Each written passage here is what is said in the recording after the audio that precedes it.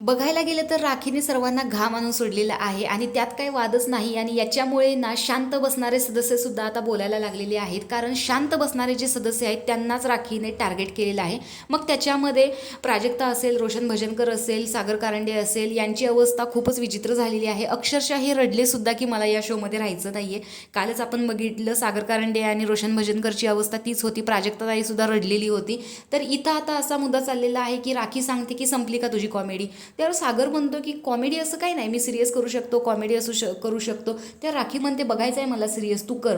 त्यावर सागर कारंडेचं म्हणणं आहे की मी सिरियस तू सांगते म्हणून का करू, मी सगळंच करू शकतो पण मी तेच करतो जे प्रेक्षकांना आवडतं. तर प्रेक्षकांचं असं म्हणणं आहे की अगं तो स्क्रिप्ट असल्याशिवाय काही करू शकत नाही, त्याला फक्त स्क्रिप्ट वाचता येते आणि तरच तो कॉमेडी करू शकतो, अदरवाईज त्याला बोलताना कॉमेडी करता येत नाही. म्हणजे राखीच्या या स्टेटमेंटवर प्रोमोवरतीच प्रेक्षकांच्या अशा भन्नाट कमेंट या सागर कारंडेच्या निगेटिव्ह वेमध्ये गेलेले आहेत.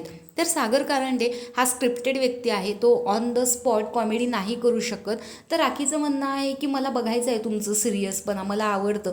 तर तो म्हणतो तू सांगतेस म्हणून मी का करू, मला काहीच करायची गरज नाही आहे. म्हणजे इथे कुठेतरी इन्सल्टिंग वाटत आहे. राखी खरं तर या बिग बॉसच्या घरामध्ये मसाला देत आहे. सागर कारंडे असेल, रोशन भजनकर असेल, यांची जी खेळण्याची वृत्ती आहे ती बाहेर काढत आहे. पण यांना दबून राहायचं आहे आणि आता यांना गोष्टीचा त्रास व्हायला लागलेला आहे की कशाला ही असली व्यक्ती घरात पाठवली. आणि काल रोशन भजनकर तर रागारागात हे बोलून पण गेलेलं आहे की तुला त्यासाठीच पाठवलेलं आहे.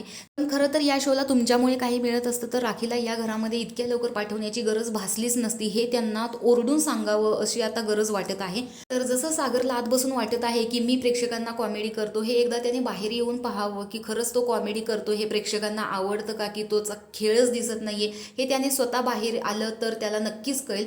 तर तुम्हाला राखीचा गेम आवडला की सागर कारंडेचं म्हणणं हे कमेंट बॉक्समध्ये नक्की सांगा. अशाच बिग बॉसच्या नवनवीन अपडेट्स पाहण्यासाठी आपल्या चॅनलला सबस्क्राईब करा. तोपर्यंत बाय.